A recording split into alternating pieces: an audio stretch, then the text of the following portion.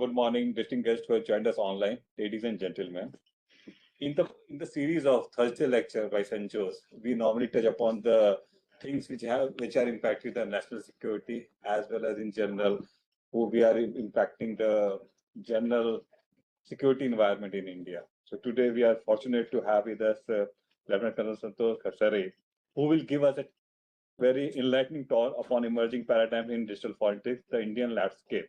So as we are aware that whatever we do in our lives, it leaves a digital footprint. And as we keep on progressing, the digital footprint could be used and evidence.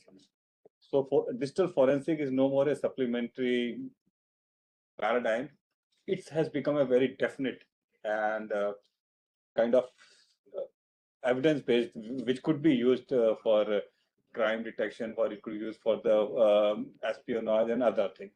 As we all are aware that Bharti Saksh Adhiniyam, which came into force in 2024, it doesn't explicitly talks about the digital forensic, but it gives a broader legal framework wherein digital evidence which has been scientifically collected and it has been preserved, it could be used and evidence. So we are looking forward to a very interesting and enlightening talk by Lt Col Khadsare. Now I request Dr. Garima to read out the biodata for the audience. Thank you, sir. Good morning, everyone. I, Dr. Garima Kumawat, Senior Fellow at CENJOWS, warmly welcome our distinguished guest speaker, Lieutenant Colonel Dr. Santosh Khadsare, for today's expert lecture on emerging paradigms in digital forensics, the Indian landscape. Lieutenant Colonel Dr. Khadsare is a veteran of the Corps of Signals Indian Army with over 23 years of distinguished military service, where he worked in the areas of cybersecurity, communications, and signal intelligence. Following his service in the Army, he headed the Digital Forensic Laboratory at CERTIN under the Ministry of Electronics and Information Technology, Government of India, contributing to the nation's cyber incident response and digital forensic capabilities. With more than 27 years of professional experience in this domain, he has been actively involved in strengthening India's digital investigation ecosystem. He has contributed to the development of indigenous digital forensic technologies and has consistently advocated for self-reliance in this critical field. He currently serves as an advisor to forensic cyber tech, where he has been associated with the development of Chitragupt, an indigenous mobile digital forensic solution designed to support investigators in the acquisition, analysis, and presentation of digital evidence from mobile devices. Lieutenant Colonel Dr. Khadsare has represented India at international forums, including Colombo Security Conclave and the BRICS Workshop on Digital Forensics. He is also the founder and editor of the Digital Forensics Journal, a publication dedicated to promoting research and knowledge sharing in the field of digital forensics. His contributions have been recognized with several honors, including the Lifetime Achievement Award 2023, as well as commendation from the Indian Army, CERTIN, and the NIA. He is a mentor to hundreds of cyber professionals and a faculty contributor to the institutions like NFSU, RRU, and LNJN NICFS. Today, we are privileged to have him share his insights on this important topic. Thank you, sir. Over to you. Thank you. Firstly, thanks for inviting me for such a talk. Let me start by saying that it's a very critical, you can say, field. Around 10-15 years back, no one spoke about it, right? Whenever we used to go to conferences or any of the sessions where there was talks on different policy making, decision making topics, this subject was not talked about at all. But now in today's world, we have different kind of, you can say, researchers going on, different kind of conferences, specialized conferences being held on digital forensics as a field. No one to be blamed, but let me tell you, this is the newest baby on the block when it comes to forensic science. All of us know that forensic science is a very old, you can say, field, going more than a century back, where we heard stories of Sherlock Holmes and other investigators, or you can say Bond, and everyone just wondered how they used to investigate cases.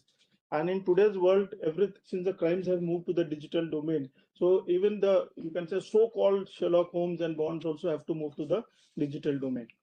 But today's topic is quite interesting because what we selected is how it is impacting the Indian landscape. Because if you see most of the solutions coming into the Indian market, at least 5 years, till 5 years back, were mostly solutions coming from across the border.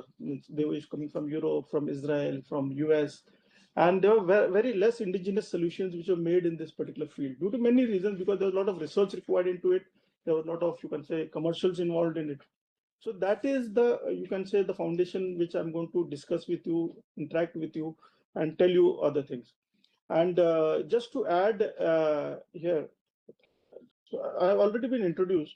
So let's take a case, last week's case. Everyone must have seen it on the social media, that there were two experts who have been arrested by the police for giving false report in digital forensics. This was regarding a video of a very influential personality, and they forced this particular report by saying that it is not that particular individual. So this is one of the things which I wanted to bring to light at the start itself, that there is no body in the country which actually evaluates the various professionals in this particular domain. Like we have a lot of bodies, we have the medical board, we have the, you can say, the law, for the law, we have some other bar council and other things.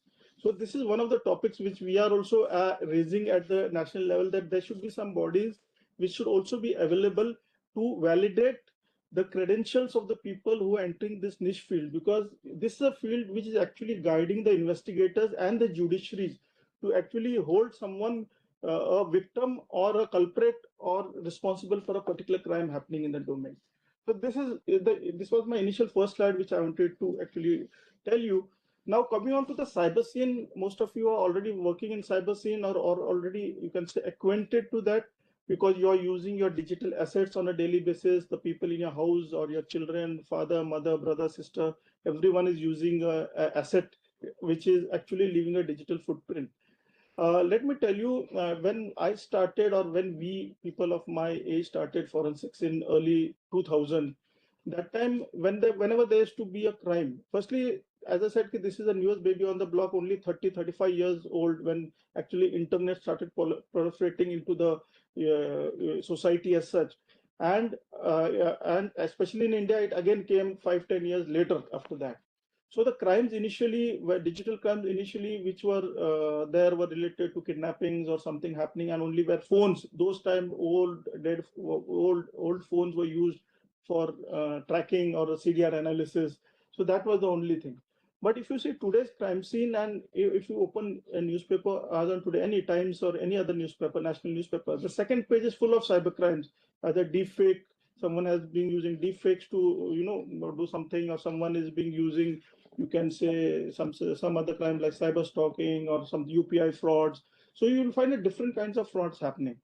Now, most of the frauds happening and which need investigation in this domain are some which happen at a very low level, or which is called as financial fraud, and some happen at a national level which actually impact the economy and the national security. So these are two different kinds of, and both these categories actually require investigation, and so-called, we in normal terms, I'll call it a root cause analysis of what's actually happening or how it happened. Again, before going here, let me tell you two aspects. Initially, a few years back, whenever there was a crime scene, you used to get one mobile device or one laptop or one computer committing that device. I gave you an example of your household. Today, you have a router and at least 15 to 20 assets connected to that. You have laptops, you have your mobiles, you have your desktops, you may have something iPads connected. So the crime scene has become voluminous. Means in first you used to have one device. Today, every case associated has 30-40 devices which coming for investigation.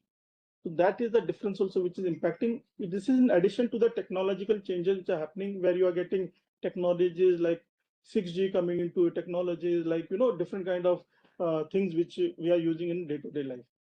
So that is how it is also, we'll discuss that later. Now coming to forensics, now what I want to tell you in a very layman term is actually it's a creation of a digital crime scene. You're creating a digital crime scene if a crime happened. For example, if you have a normal murder happening, you'll have a murder weapon, you'll have a victim who has died or been injured, you'll have his clothes, you'll have his blood stains. Similarly, in the digital domain, if you are making an imprint on any of the assets, that is also a, you can say, evidence. So it is all a game of traces, how traces change, how a trace is changing and what at that particular moment of time. And I'll just give an example. If I've sent my PowerPoint presentation to you a few days back, I send it on WhatsApp or I send it on an email, right? So if you see the number of traces that, and suppose I've given it and it's running on your laptop today, you delete it after I go. What do you think? The presentation is deleted? The answer is a big no. Why am I saying a big no? Because at least there will be imprint more than 20 to 30 places within that particular digital asset from where I can recover this or find a trace that this existed on this laptop. Simple example, if you have deleted recycle bin, if you have removed from the recycle bin, you'll find in hypersys file, you'll find in prefetch files, you'll find in a registry. So there are Slack, there are different kinds of Slacks available. So anything if existed can be proved it existed on that device. Or if anything transmitted can be proved it was transmitted from that device or to a device. I'm not saying the whole document can be recovered. Yes, it can be, but not always or a minimal number of times, but it can surely be done. So, keeping that as a pretext, see, cyber forensics is a scientific method where you can scientifically prove and you can get that evidence. Now in forensics, what is said that anyone should be able to take that evidence out if he uses the same method, same technology and same tools. So it can't happen that I do an investigation and I find some evidence and you do something and you find something else. There are some cases which happen on that case, but you have to justify why it has happened. Now, one more thing is that the cyber forensics report, which is the ultimate you can say output, it should be credible and it should be legally be scrutinized, or it should be admissible. Why I say this field is not a technological field only, it's a techno-legal field. So you have to know the law aspect of it. So you see, in India at least, most of the cases don't go to the final stage because the success rate of it passing the legal angle is much less, especially the digital cases, because there are many shortcomings, either technology-wise or you can say human errors which happen that leads to that particular evidence not being admitted by the courts, especially this digital evidence. That's why in single digits you'll find the success rate of as on date. And there are many aspects to it. Next thing is that there are a lot of challenges. In the further discussion, I will get it to light. So how as researchers you can address these challenges and come with solutions in the market. First, I started by saying that we need indigenous solutions. That was my starting point for this. Second, what are the problems? Unless until you don't know a problem, you cannot find a solution to it. Or it is always said you have to accept there's a problem, then you find a solution to it. Now, if you see here, one more thing I want to tell you, since I was introduced, I was in CERT India and I did plenty of cases, and of course, one or two cases which are on the internet or which are publicly available, I will be discussing or telling you at least about that, so you understand the gravity of the situation. But before that, let me tell you, the success rate in this field is much lower than the failure rates. If in a case I get 40 devices, I'm able to bypass or do forensics or do the evidence, you can say extraction of maybe less than 30% of the assets which are come to me. Again, because of technology, encryption, limitations of the tool, limitation of knowledge who's doing it.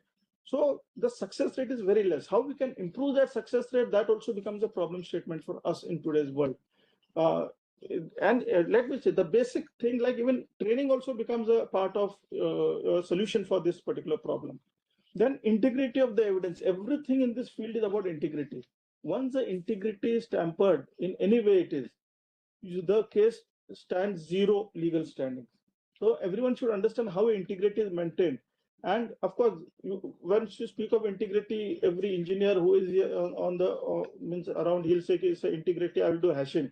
That is the only thing which comes to the mind. If he knows about hashing, it's a one-way function where you actually do that.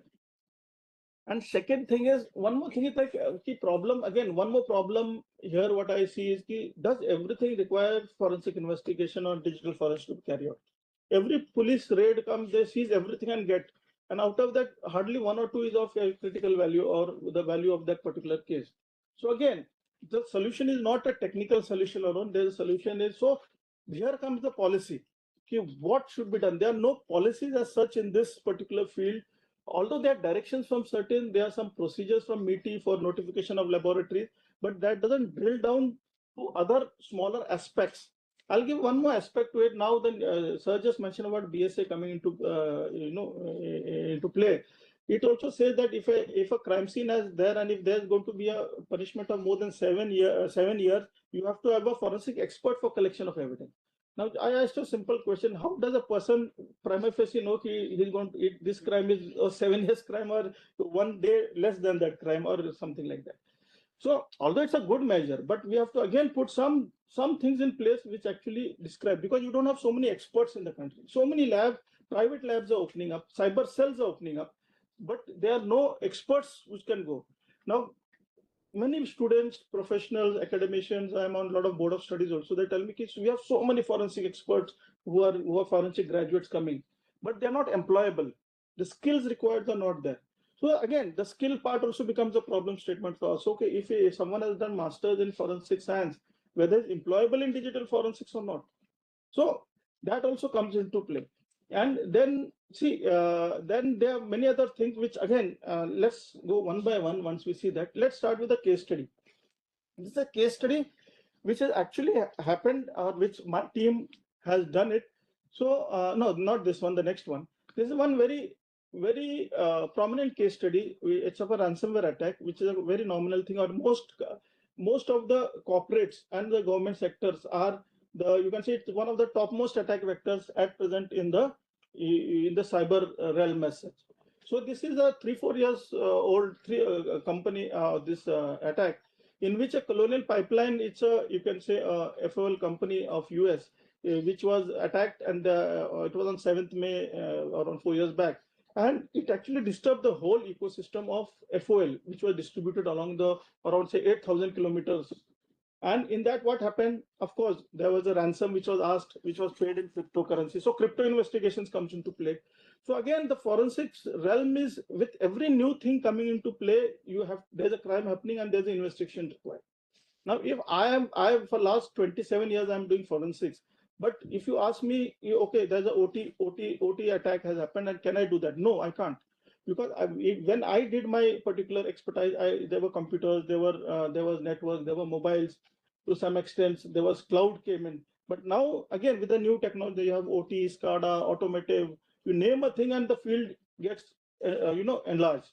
So in this case, there was an impact, and of course there was an APT group which was involved in this. Now, the interesting thing about this is when people want to know forensics, and forensics, again, I said there was one question which I asked: is forensics required every time? The reason is, most of the law enforcement, or 100% of the law enforcement, are into dead forensics. Means an incident has happened, they have seized assets and they have given to a forensic lab for investigation. But the present scenario is not about that. Present scenario is about life forensics. Present scenario is about incident response. You must be hearing this term very widely in the market, especially in the corporate scenario. So forensics is terminology. They say DFR, digital forensics and incident response. It's one of the kind. So incident response is also requires forensic, and forensic itself requires traditional forensic. So going ahead, so in this case, ransom was asked, and it was paid in crypto, and it was distributed. This was the first of the crypto. You can say you have a warrant issued if there's a crime happened. This was first time in the world where a crypto warrant was issued. Now, if anyone understands crypto and who are working in crypto will understand it's a very unregulated kind of a ecosystem where your exchanges are not regulated, where there's anonymity, you have hardware wallet, you have software wallet. So are you really able to investigate? But they were able to investigate, but they were not able to find the mystery that how these particular APT groups and how the money distribution took place. Because you take a normal financial fraud, agar kisi ka paisa gaya, I hope you all don't mind if I use some Hindi words in between. Yeah, please go ahead. Yeah, so it will be easy for you all to understand. Agar kisi ka paisa gaya hai, you have lost 50,000 in a UPI fraud or something. So how do you think happen? Or you're on a credit card fraud. So what happens once the money is taken by some means, any means, whatever it is, you're sharing your OTP or your credit card getting cloned, or UPI, you're giving it yourself. So the attacker doesn't keep it to himself. There are various layers. He transmits it to some bank, which is an anonymous account or some, you can say, mule account. Then he sends to the account. There are layers, second layer of account, third layer account. Like this, if it reaches 5th, 5th, 6th, 7th, 10th layer, it is impossible to track the transaction, because he has already either withdrawn from some somewhere globally, or that money has passed on to so many different accounts that you don't know where the money has gone. That's why in forensics or in cybercrime, they speak of that golden hour, because when the money is gone within 1 hour, you can actually stop your money going anywhere. So that's a different topic. I'm not getting to that, but it is. So in this case, they were able to recover 80% of this because they were able to do a crypto analysis. And there are many aspects. You can read it. This case study is available on the internet as such. Coming on to this case study, this case which my team has done. Does anyone remember what happened on this day in India? Something? Any guesses? Some cyber attack on nuclear power plant. Okay, I will tell. This was a Pulwama attack happened on the convoy on 14th Feb 2019 in Srinagar, right? So this was then, this moment of time, of course, I was a part of that organization, and this is all media coverage. As I said, I'm not sharing any confidential info, but this already this case in the courts and it has been already made public, so that's why I'm sharing with you. So in this case, there was a mobile phone which was seized by the J&K police, which was in a damaged condition, and the NIA was doing the investigation, and NIA sent it to CERT India here, and it was totally damaged. It had file-based encryption. Now, you all understand encryption, right? Full disk encryption, file-based encryption. Nowadays, all mobiles put in the best security measures, whether they give you a sandbox environment or they give you a FBE. All the mobiles have FBE as on date. So each and every file independently it's encrypted and kept on your device. So, and it had auto delete enabled, because this is 2019 I'm speaking of, it's around 7 years back. And so in this case, again, to keep it short, we were able to restart the phone, recover the encryption key, recover the deleted data, and put in the dots together. And we were able to put into dots together, and we were able to, this is all Times of India photographs which I'm showing on the screen. And these all evidences we were able to retrieve from that damaged phone, and this became a dossier which was sent nationally and internationally also. So just to people who don't know, this photograph is actually their celebration before the attack, where they have put on ammonium nitrate on their faces just for celebrating. And the middle one, they had recorded a pre-recorded video for after the attack they wanted to distribute to the media agency. So this is the kind of evidence what a good forensic investigation can take you to. But again, you have to have the resources, you have to have the knowledge, and you have to have that patience to do this case. And of course, then we were able to get a lot of things, and there are a lot of books written on this. If you read the Pandita wrote a book, Lover Boy of Bawalpur. If you read that book, there are a lot of police officers who have written books on this particular investigation. So it was only possible because forensics played a role, and otherwise no one knew who were the attackers, how they came in, what all happened. Only they knew, but even if they knew, they didn't have that evidence to prove it. So if you see, you read that tagline, damaged mobile phone helped NIA to nail.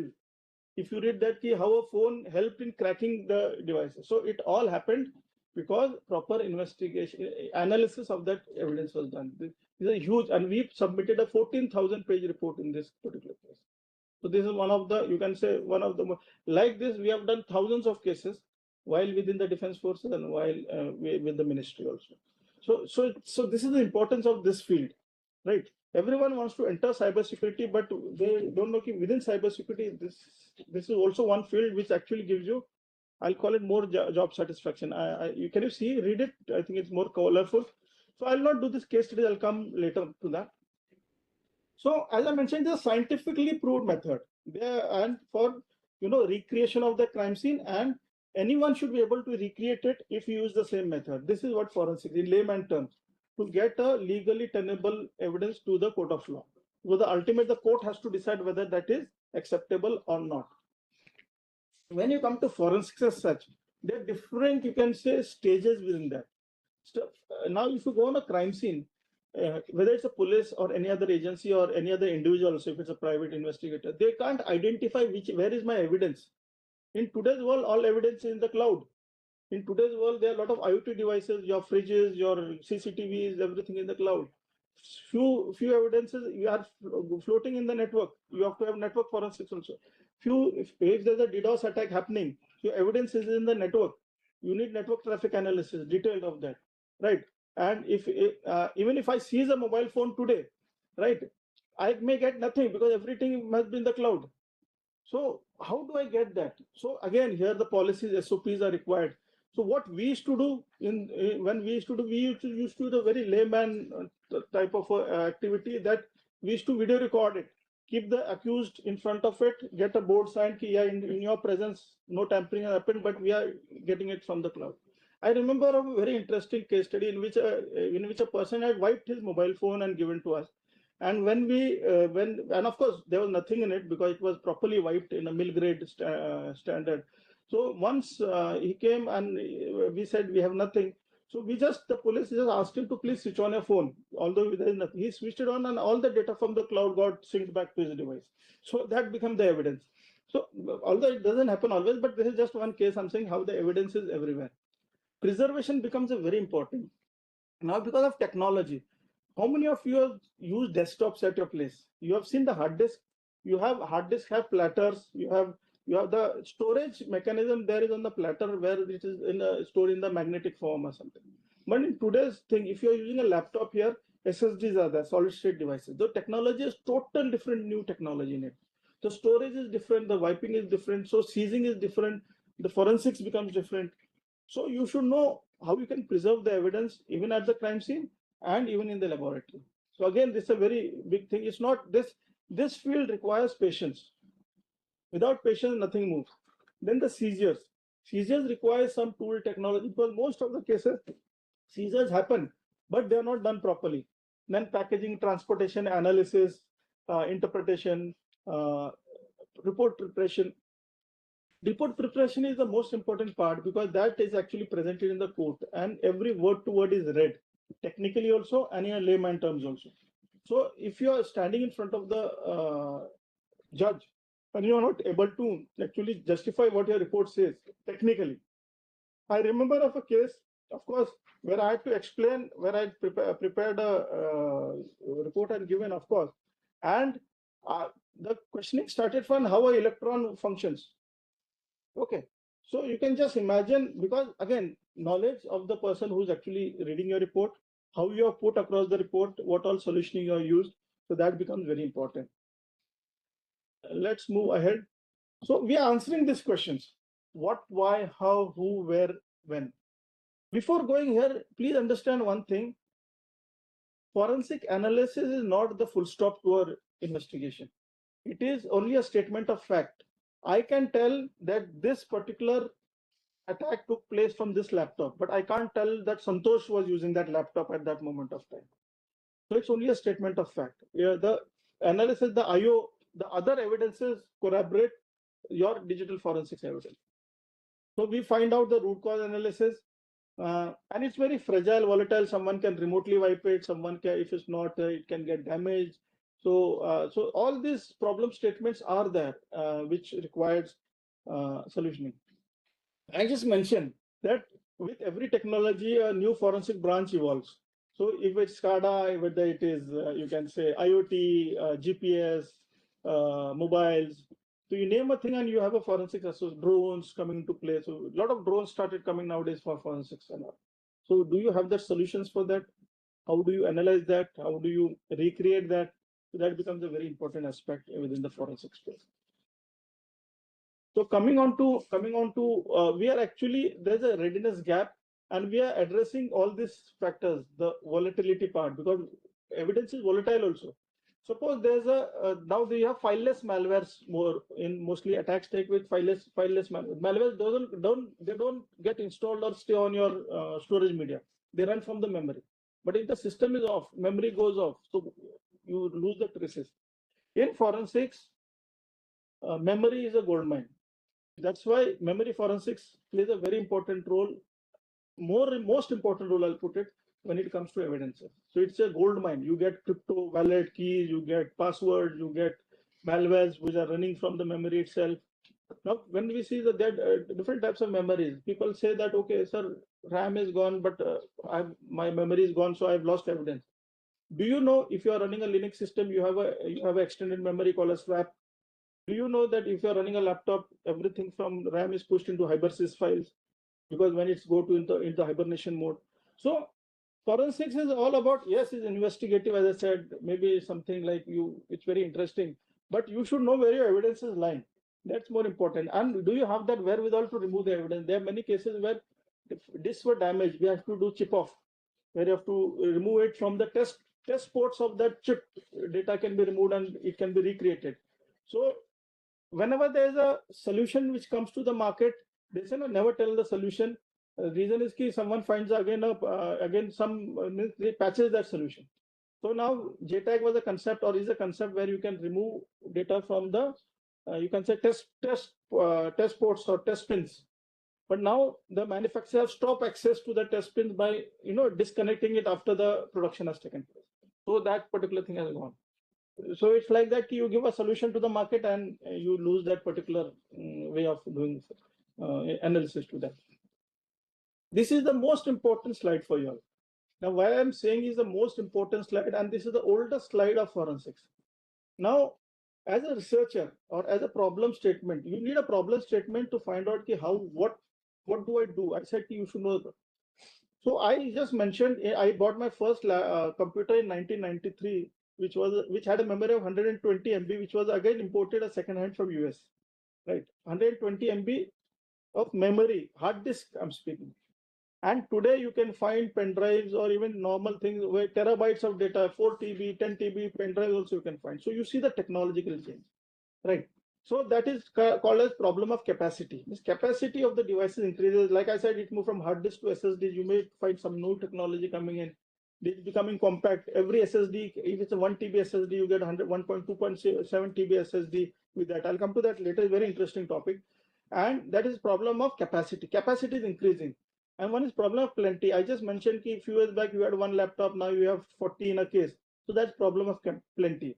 So in a particular case, you have multiple devices coming with varied capacity or size in that storage.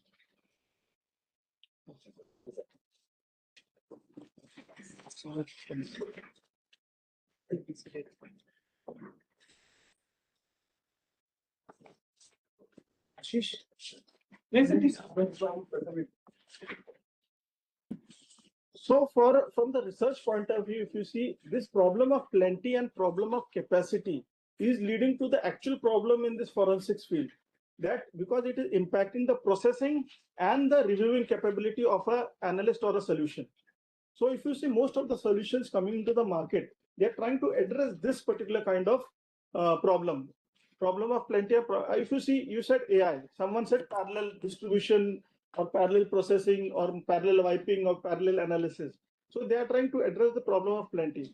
Problem of capacity is being addressed by AI, artificial intelligence, where you have segmentation, you're trying to actually address it, filter that particular thing, index a particular thing. So solutions require this particular thing. So if any problem statement you want to solve in the forensic domain, now, as in the introduction was told, I mentor a company called which is an Indian Make in India company, and we are building a product called Chitragupt, which is a mobile forensic solution. Now, what was the problem statement? The IDEX, it's an IDEX winner, MHA problem statement winner, this company. The problem statement was given that the law enforcement, there are no tool in forensics in the country except for one CDAC tool which was there for mobile forensics, and they're quite expensive, first thing. Second thing, they said all the tools which are giving, we don't know actually what kind of data it is not extracting or extracting. So how do we actually at our level come to know? So once this tool was developed, for last 3 years it has been developed. Now it's the only solution in the market which can find hidden application. Most of the crimes happen where people hide the data in the hidden application, hidden spaces. Hidden spaces, everyone know. I mentioned this point of solid state device, right? Solid state device, you buy a SSD for 1 terabyte, but the actual size is not 1 terabyte, is 1.225 or 1.27. There's 25 to 27% extra storage which is given to you by the manufacturer. There's a reason for it, because of the technology. Now, why is it given? Because if your cell dies, it should not happen that after 10 days, the system says only after 1 TB, only 0.8 TB is remaining. Otherwise, no one will buy that device, right? So they give additional cells or additional storage. So if something dies, so they live that whole cycle of say 1 lakh cycles of read-write cycles it lives. So technology is there. It has changed. but there's something more to technology also which is being offered because to cover up that particular thing. So when you see a solid state device, you must have heard. I'll give one more example. Of course, I'll come to that later. So I hope you've understood that this is a problem statement of forensics. If you want to do, many students ask us, what project should I make? This slide should tell you what project you can make. Simple. You just address this problem, then you go to any of the scopes within that which I told you. Either you go into memory forensics, GPS forensics, SCADA, IoT, automotive, you name a forensics and solve this problem in that space. You will get a problem statement for yourself. Now, I just mentioned about classical problem reviewing problem. Do you know there are 21 labs which are notified under the 79 Alpha Act for as examiner of electronic evidence? There are 5 which are in pipeline. Again, that slide will come because that is yesterday's data which I took from ministry as such. But every lab has a pendency of 30,000 cases minimum average at their doorstep, which is if a case goes today to any of the lab, it will take 6 months minimum to 1 year average time to get the report of that particular device. So how are you going to solve the problem of pendency now? I said problem of capacity, plenty, and now problem of pendency. Every state, every FSL is doing projects how they can solve this pendency issue. So we need solutioning for this pendency issue also. And this is going to increase. This is not going to stop here. So every lab is going for automation, going for AI-based solutions, going for distributed analysis. But then next comes skilled manpower. I just mentioned if you have to get the higher throughput, it's not only technology which is there. Now I'll give a very simple example. During COVID, right? I was on a board of studies of a lot of institutions and other things. The engineers or the persons who passed out with a forensic degree during the COVID didn't have practical hands-on experience. So once they were employed in a particular thing, that skill was not with them. Even in today's world, even if you have a degree from any of the reputed institution also, unless and until you don't have hands-on, it's not like any other field where you can do a hands-on at home also and go and get a job. Here, because a lot of commercial tools are used, a lot of, you can say, everyone knows of a NIST program called as CFTT. It's called as Computer Forensic Tool Testing Program. This is a worldwide program run by NIST in which it tells you, it benchmarks all the solutions in the market in a different categories, in imaging category, in analysis category, in XYZ category as such. So this is there. Then skilled manpower is a very big issue. And let me tell you, although there are thousands and lakhs of professionals coming out, but they are not employable because the skill is missing. Why the skill is missing? Again, come to a topic. I started by saying that after 27 years of my professional in this field, I am not an expert in IoT and SCADA. Reason is that I never studied that subject in my days because it was not there, or it was not available for study. So everyone, when someone wants to enter in this field, he has to have a skill of a particular thing. So anyone passing out, if he has a skill of say IoT forensics, or if he has a skill of automotive forensics, or if he has a skill of drone forensics, that has to be built on. Then only you become employable either in the government or in the corporate world and the industry. Cost is a very big issue because most of why indigenous tools are required. Again, I started by saying you require indigenous tools. The cost factor is humongous. Let me tell you, I'll give a very simple example. Again, it will be better for assimilation. We used to buy workstation, forensic workstation worth 50 lakhs, 80 lakhs, 1,000 lakhs, 100 lakhs, 1 crore or something like that. So once I came out from you have heard of Drona brand of workstation that was launched by me in my company, in my previous company called Isaac Forte Technology. So we started building. There's no rocket science required in that. Why the reason? Because workstation is already built. Only you require the proper wherewithal, equipment, solutions to get it together. And the same workstation, we built it for 7 lakh rupees. Where is 50 lakh? So you can say the cost is very high. Of course, the import taxes, I don't blame any of the things, but there are a lot of things. So now in today's day, you get a workstation ranging from 9 to 10 lakhs to 50 lakhs also. And make India solutions. Again, training is there. That's, of course, it's a part of that. Cyber laws. Again, where policies we speak is there's no common law, global law, which all the countries have signed. So only work which is happening are other MLATs or some understanding between this. So today, if I have to get, in cyber world, the accused or the victim may be anywhere globally residing. So how do you address that?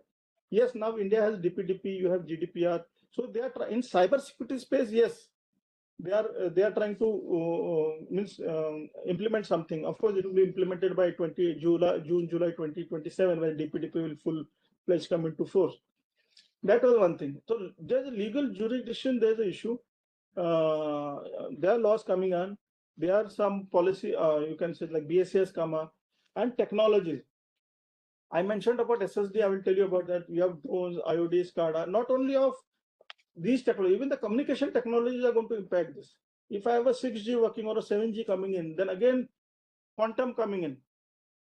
How do I use it now? So what attackers are doing today, ransomware or encrypted data, they are not able to crack it as of now, maybe because of a lot of technology. But they are storing it because they know once quantum comes, they'll be able to crack this particular place, and that will become a gold mine for them in terms of data. Anti-forensics technique. Now we face a lot of problems with anti-forensic. If someone law enforcement go for a seizure, person will either damage his phone physically, or wipe his phone, or delete his data, overwrite his data, right? So that is a big issue. Of course, law covers it for that, but I mentioned about pendency and preservation of evidence. I'll tell you an example that in SSD there's a concept called data evaporation. If you all are in engineering stand, you must have studied the capacitor concept, right? Capacitor discharges. Yes. So even in SSD, if it's kept for a long time, it loses its charge. So the data gets lost, so evidence gets lost. So with technology coming in, forensics, then it becomes very, and if the data gets lost, and even if one bit changes, the hash value changes. If the hash value changes, the integrity is impacted. If the integrity is impacted, the court will not take it as evidence. So see the chain, how it impacts the side. So preservation of evidence is very important. Now, if you see pendency as well, every FSL has so many pendency cases. We spoke about that. Now, but yes, from the government side, there are 6 more say NCFLs coming up. Already they are in the final stages. Then there are 8 other CFSLs coming up. But again, giving many a times, even I have given suggestions to the government at different levels that we should also start now accepting private labs for doing investigations. If they have the wherewithal, if they can be audited every year, why not give them? Now I'll give a simple analogy. If you can give a certain empanel for doing a cybersecurity VAPT, you can also give a lab a 1-year license to carry out the activity if it meets all the requirements. So yes, that is where, because the pendency will not reduce unless we increase that particular thing. Although there's a lot of budget underutilization. See, you have to address this forensic issue technologically, policy-wise, again from the legal point of view and from the academic point of view also. So this is what is there. This is a problem. Okay. This is, as I said, the yesterday's data. Till now, 21 labs have been notified as examiner of electronic evidences. 5 labs unprocessed. 10 applications have been received under progress. Now, lab notification, you must have heard of this. These are actually ISO standards. ISO 17025 is a standard for making any lab. But within that particular framework, you can make it, you actually restructure it for a forensic lab or for some other chemical lab or for some other labs. So this is there, and there's a scheme which MITI runs, and which it has various, it reviews the technical capability, manpower competency, and other tools which are there. But we need more of it.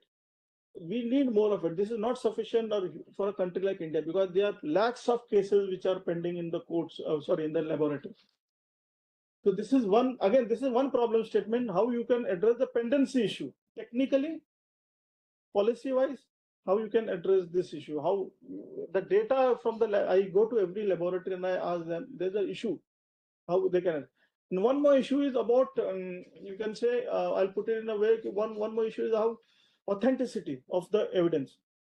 Evidence comes in a bag, there are 10 evidences, I remove the evidence. I don't know if it has been interchanged, how it has been looked. So that is one more issue, or you can say problem statement to be solved.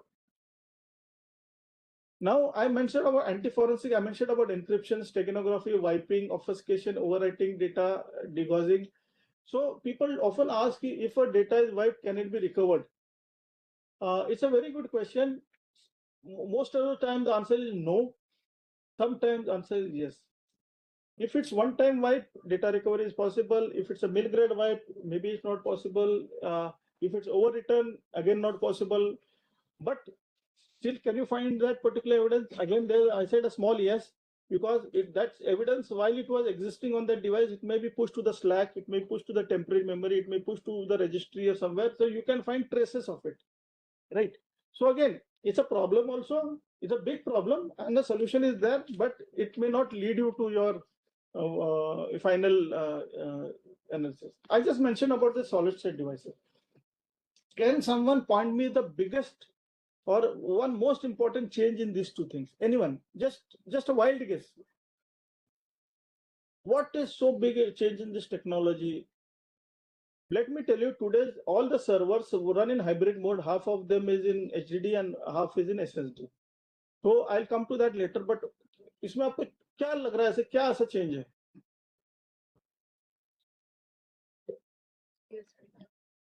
हाँ? No, CD तो यहाँ है ही नहीं. It's a hard disk. Okay.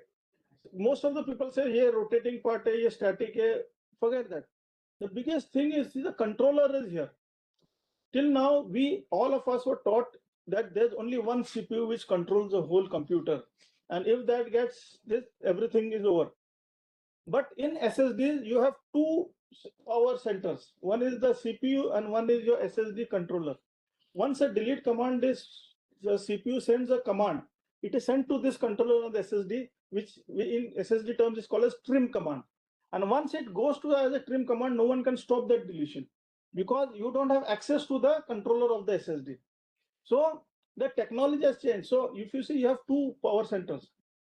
So the control is another heart or another CPU within that particular solid state device, which is again instructing its own SSD in itself. So this again changes even how forensics has to be done. This again changes how other things have to be done. So you should understand what kind of technology is in front of you. So again, you require solution for both. I said that nowadays servers have both this. So how do I get the images? How do I maintain the integrity? How do I solve the problem of plenty, problem of capacity in this case of scenario? How do I do other things which we just discussed? So understand the technology, how it is going to change. Now, which technologies come? If I have a communication backing of a 6G and a solid state device running and GPU based systems, how do I do the evidence collection? A big question mark, right? Now coming on to solid state, I just mentioned, I will go ahead. So I'll just tell you that I mentioned about slack. In SSD, there is no slack. I mentioned about extra provision, over provisioning of storage. So that's why, because to address that read-write cycles. So that's why these are the concepts in a new technology. Like I've just taken one technology today to just discuss this, solid state devices. So wear leveling. Yeah, okay. Usually what happens, if you have studied Linux architecture, you will see that when you write in pages. When you delete in blocks. Block का मतलब क्या है कि एक block में ना 10 page हो सकते हैं, 50 पेज हो सकते हैं. It's like this. तो अगर मैं एक फाइल लिख रहा हूं तो आई राइट इन पेजेस में मेरे 5 फाइल्स एक ब्लॉक में आ सकते हैं, right? But if I have to delete, I can't delete file, I have to delete the whole block. So if this is happening, so if there is, suppose there are 10 blocks in my 10 files in my thing, and only one is written. So what the system does, it picks up this and keeps it somewhere else, so that this is available for deletion.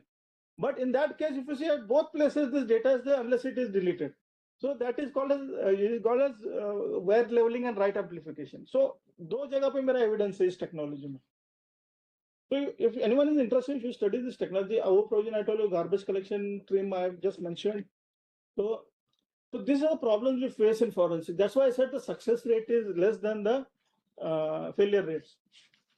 I'll give a simple example of mobiles. Everyone is using mobiles. So when we do evidence gathering for mobile is a total different ball game. हमने computer forensics का देखा हो कि image बना दे. You must have heard the word. I made an image, bit by bit copy बना दी एक दूसरा image. हमने clone बनाया तो clone बना दे. And you say कि forensics, you should not, tampering should not happen.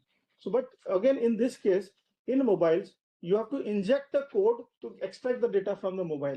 Till then, you have no access to the mobile. So you're actually defeating the first law of forensics itself by injecting something to a device which may tamper that device. So in most of the mobile cases, that phones crash, evidence can get damaged. So there are different types. Again, it's a topic in itself. If you are going to research in this, you can research how you can do better in this. So you have logical extraction. Everyone knows logical mean what you can see to a naked eye on the mobile phone. You can get it in a sound forensic manner. You have file system where you have the file system access, where you have the hidden files coming into play. And best is the physical extraction where you have deleted contents also you can extract from the mobile phone. But as I said, now also most of the evidence in the cloud, because most are cloud-based apps coming on the mobile. Now this Chitrakoot application, one more problem statement which was given was people don't know how many hidden apps are there on the mobile. Because what you see the naked eye in logical, you can't see the hidden application which are there. So we solve that app in first 10 seconds, you can find out which apps are hidden on that and which it will tell you, and then you can extract those apps. Next is nowadays Android phones, you have multiple users. I can be a user on the same phone and anyone else can be 2, 3 users. My daughter can be, my wife can be on the same phone if I give a different pin or different something. It's just like Netflix, you have different profiles. Okay. So few extraction only takes the one user.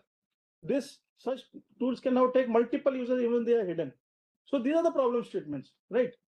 So this is in mobile technology. What is the problem with mobiles? This problem statements, physical tampering, device support, physical you don't get. Like Chinese model phones, usually they don't come with IMEI numbers, tracking becomes difficult, they are not registered or they're not tagged properly. Maintaining integrity, remote work can take place. EXIF data stripping, everyone use WhatsApp signal, right? And they say, okay, many times people come to me and say, okay, this photo came on WhatsApp, tell me from where it is generated. So let me tell you, a normal photo, you can actually track more than 100 types of metadata on that, minimum. From where it is clicked, the geolocation it is clicked, shutter speed, type of camera used. You can, from the metadata, 100 parameters you can take out. But once it's sent on any platform, it gets stripped because anything if I have to send, it has to be light. And to make it light, the easiest way is to strip the data, metadata, which is heavy, and it is then is transmitted. So stripping happens and you lose the metadata on that. And then evidence-wise, it becomes difficult. Okay. Now coming on to some concept which as researchers all should know, or as users or as Gen Zs all should know, something called as a hot device and cold device. Something I'll not get into details because I'll keep on explaining that only, and I've already run out of time. File-based description, full disk encryption, SIM, eSIMs, bootloader extraction, jailbreaking, routing. Android have routing, iPhones you do jailbreaking. So these are all technical concepts. Like these kinds of phones come for extraction or devices come, which we can extract data. If you feel someone feels it cannot be done, they are mistaken, right? Cloud, I mentioned data means evidence on the cloud, you have to do it. I mentioned about cloud, so I'll skip this. Now let me come to one important aspect. AI, we have talked about AI, right? AI, okay, let me tell you here. AI is a problem also in forensic and it's a solution also. Problem in the sense that deepfake come, they are using AI, right? If anything others come, even the voice tampering come, they come because of AI, they can do, apps are there. And that becomes a challenge for a forensic investigation because it misleads the investigation. But AI is a solution also, as I mentioned, like you have AI components in that where you can actually index all the contents. You can segregate the. You are looking for weapons. Only if you write a weapon, it will go only weapons which are there. Then lakhs of files which are there. If you are looking for child pornography only if you say child pornography, it will filter child pornography. So it's a low level AI, but they have advanced AI solutions also which have been incorporated. Just for understanding, I gave you a small implementation of here. So any solution coming into the market, it has to be AI enabled as on date, especially forensic domain.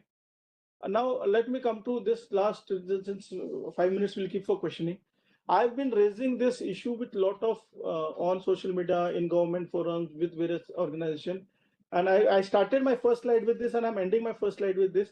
We should have some body which can regulate forensics have a vision, a joint working group. Also, like we have bar councils, we have medical councils, because this is also field which is impacting a human life. Someone can be, sent to prison for this. So as a short, we have formed a. It's not a government organization. We have formed a society for digital forensic, which will take up these issues to the government. We have, as an industry, as a client, these are the issues which are there. Of course, this is just in the early stage of formation, but forensics requires addressing. It requires continuity. You cannot stop learning in this field. With this as the backdrop, or no, it's not a backdrop. Actually, it's a combination thing. I've finished my 55 minutes of my talk. I am open to question. I hope I was able to convey the problem statement, because you all are going to research, or you are going to take it to the environment. What exists here?